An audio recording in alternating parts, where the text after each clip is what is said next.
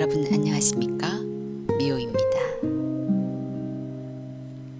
오늘 이야기는 연산군, 그의 관계에 희생된 피해자들의 비극으로 시작해 보겠습니다.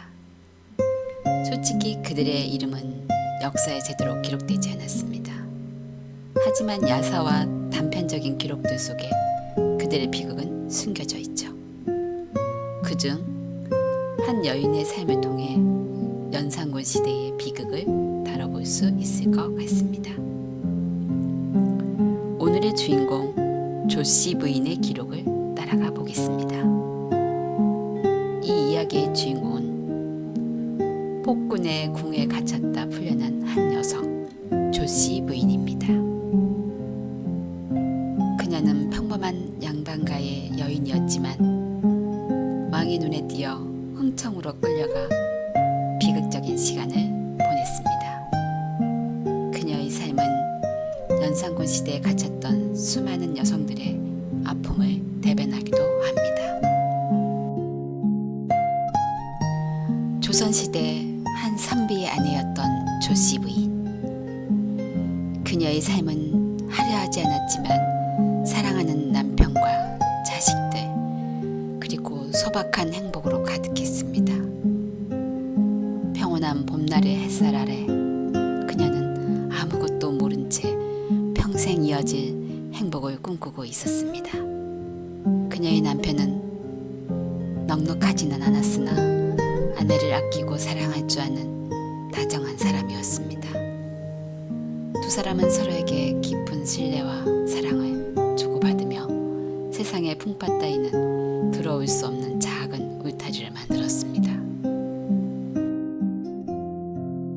그러나 그 울타리는 한 줄의 왕명 앞에 너무나도 허무하게 무너졌습니다. 연산군이 궁에 들일 여인을 뽑는 흥청의 명단에 그녀의 이름이 오른 것입니다. 왕의 권력은 그 어떤 저항도 허락하지 않았습니다. 그녀의 남편은 절규했고 조씨 부인은 온몸에 피가 식는 듯한 두려움에 휩싸였습니다. 한 사람의 인생이 이렇게 무너지는 데에는 단 한 줄의 왕명으로 충분했습니다. 조씨 부인은 그렇게 사랑하는 가족과 평화로운 일상을 뒤로하고 지옥 같은 폐왕의 궁으로 끌려가게 됩니다. 햇살이 창가를 넘을 때 작은 손으로 수놓던 나의 꿈, 그대의 목소리가 바람을 따라오며 세상 가장 따뜻한 나의 하루, 고요한 뜰에 검은 그림자 내리고 붉은 인장은 나의 이름을 덮치네. 낯선 바람이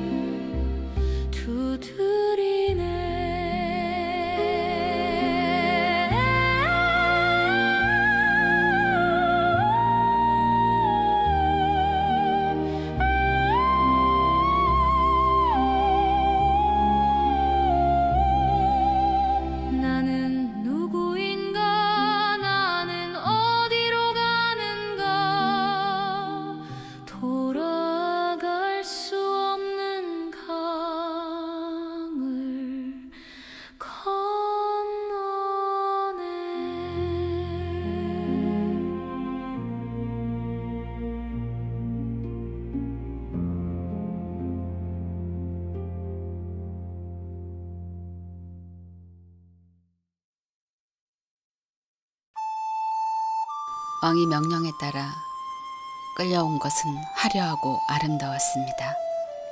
진귀한 비단과 보석들, 향기로운 음식들이 가득했죠.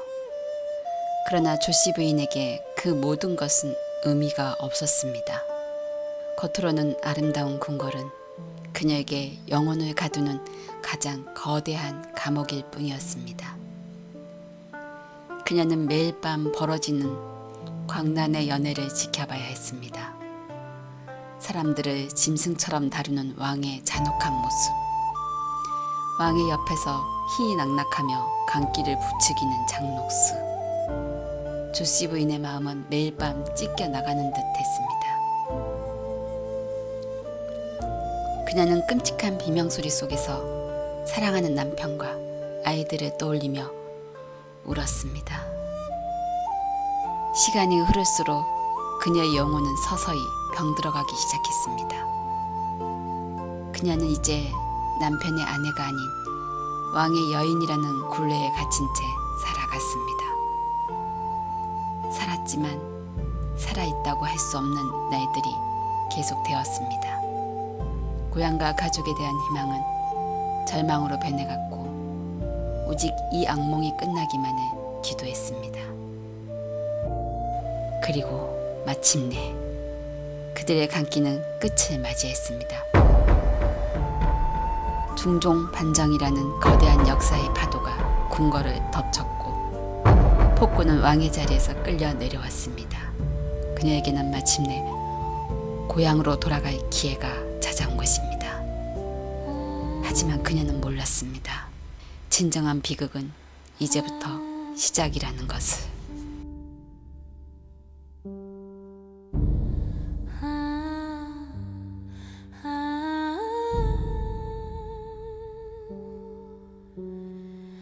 붉은 홍등 아래 웃음소리 가득한데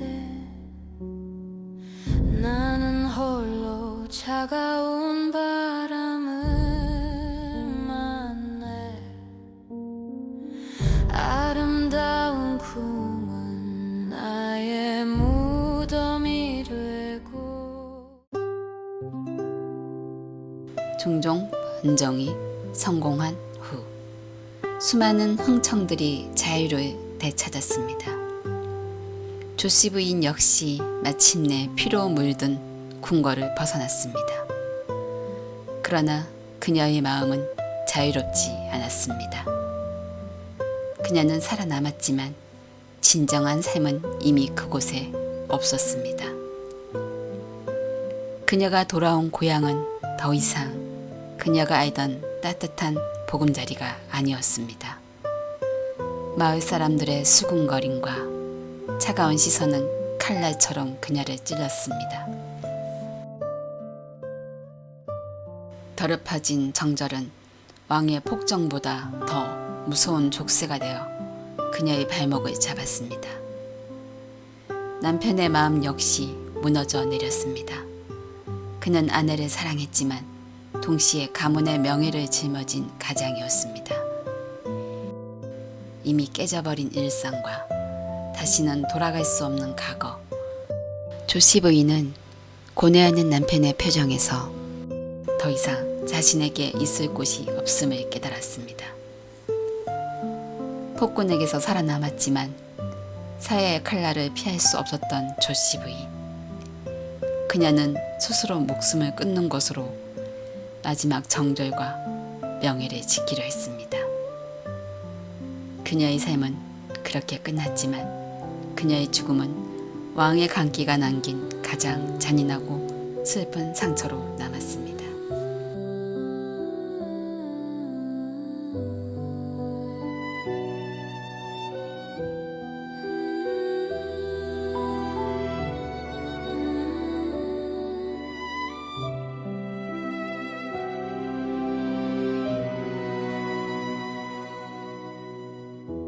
강물은 흐르고 고향에 사는 그대로인데 나의 그림자만 홀로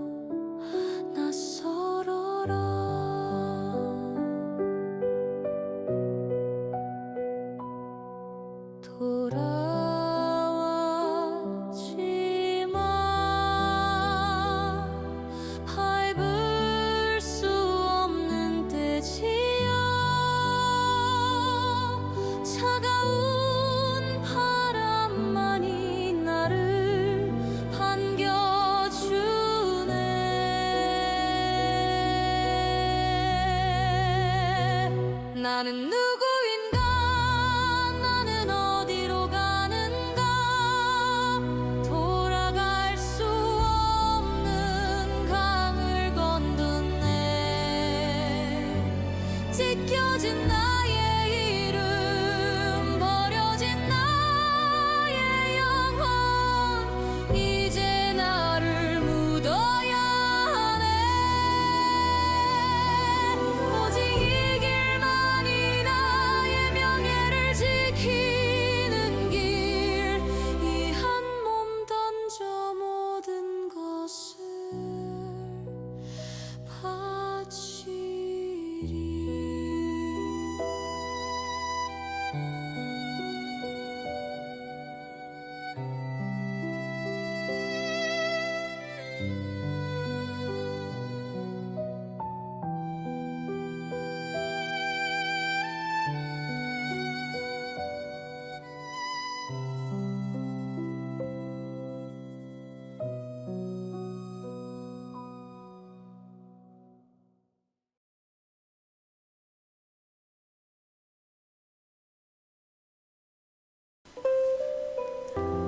오늘 영상 어떠셨나요? 정절을 잃은 여성들의 비극적인 운명. 왕의 강압적인 행위는 그들의 의지와 상관없이 벌어진 일이었지만 당시 사회는 그들의 순결이 더럽혀졌다고 여겼습니다. 이로 인해 많은 여성이 스스로 목숨을 끊는 것을 선택했습니다. 이는 더럽혀진 정절을 지키고 가문의 오점을 싣는 유일한 방법이라고 여겨졌기 때문입니다. 자살은 당시 사회에서 오히려 연료로서의 마지막 저항이자 명예로운 행위로 평가되기도 했습니다. 남편이나 시댁은 아내가 왕에게 강제로 유린당한 것을 가문의 수치로 여겼습니다. 간혹 남편이 아내를 옹호하려 했다가 함께 처벌받는 경우도 있었습니다. 대부분의 여성들은 가족에게 버림받아 평생 숨어 살거나 결국 스스로 삶을 마감해야 했습니다. 연산군은 심지어 아내가 왕의 연회에 오기를 거부했다는 이유로 남편인 간류를 파지시키거나 곤장을 치는 등 가혹하게 다스렸습니다. 이들은 아내를 지키려다 직위와 명예를 모두 잃고 사회적으로 매장당했습니다. 연산군의 폭정은 단순히 사람의 목숨을 빼앗는 것에 그치지 않았습니다. 그는 힘없는 여성들의 인격과 삶, 그리고 가족의 명예까지 짓밟아 버렸습니다. 정작 가해자인 왕은 아무런 책임도 지지 않았고 그저 피해자인 여인들만 감당할 수 없는 비극의 무게를 짊어져야 했습니다. 오늘 이야기는 여기까지입니다. 오늘의 영상이 좋았다면 구독, 좋아요, 알림 설정까지 잊지 마세요. 저는 다음 시간에 다시 찾아뵙겠습니다.